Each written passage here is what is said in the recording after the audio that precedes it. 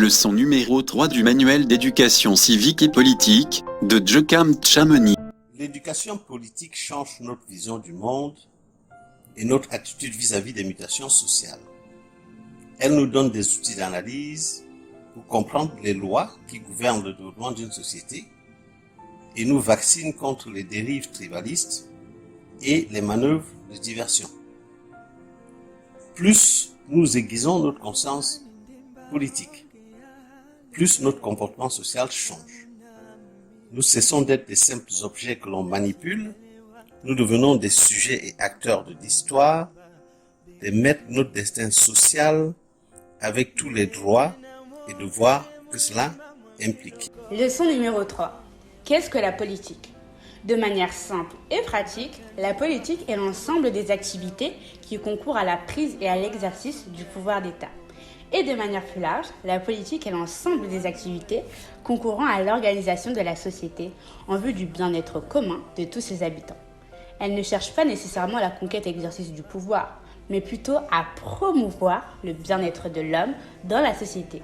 Dans ce sens, l'économique, le social, le culturel et même le religieux font partie de la politique.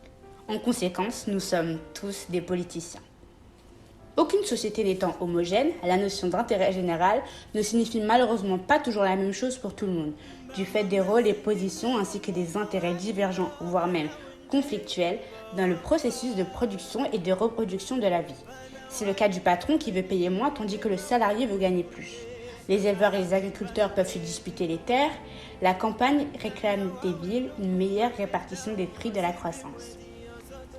Un homme politique, quel qu'il soit, défend avant tout les intérêts d'une ou plusieurs classes sociales données, non ceux de toutes les classes sociales en même temps, du fait de la divergence des intérêts de ces dernières. Ainsi, les hommes politiques créent des partis politiques pour défendre une classe sociale donnée. Il appartient donc à chaque citoyen d'identifier la classe à laquelle il appartient et de savoir reconnaître le politicien qui défend le mieux les intérêts de cette classe. Dans les moments de lutte pour la libération nationale, les politiciens sont amenés à défendre plusieurs intérêts à la fois, à savoir ceux de l'ensemble du peuple qui tait momentanément ses antagonismes internes pour se concentrer uniquement sur les départs de l'envahisseur étranger. Mais aussitôt celui-ci parti, la société reprend sa réalité qui est la division en classes. Il y a des hommes politiques au service des riches, tout comme il en existe au service des moins riches et des démunis. Toutefois, cette seconde catégorie est plus rare à travers le monde car les classes démunies sont généralement moins bien organisées.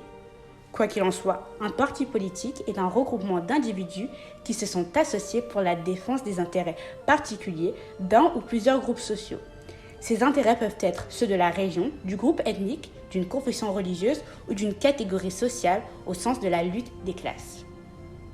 Les partis politiques nationalistes ont la particularité de fédérer momentanément plusieurs classes sociales et de les défendre en même temps.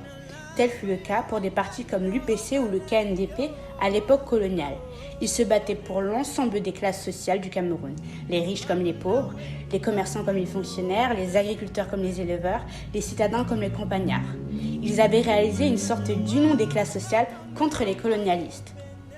Pour mieux nous diriger, les colons ont exacerbé les tensions entre les ethnies et ont même créé de toutes pièces de nouvelles tribus. Du coup, contrairement aux pays occidentaux, la politique sur le continent africain revêt ainsi un caractère nettement plus complexe dans lequel il faut intégrer le facteur ethnique. En Afrique, les politiciens sans scrupules font appel au repli identitaire pour exister, en utilisant les uns pour dissimuler les autres par des discours ethnicistes du fait des intérêts de classe entremêlés aux intérêts ethniques.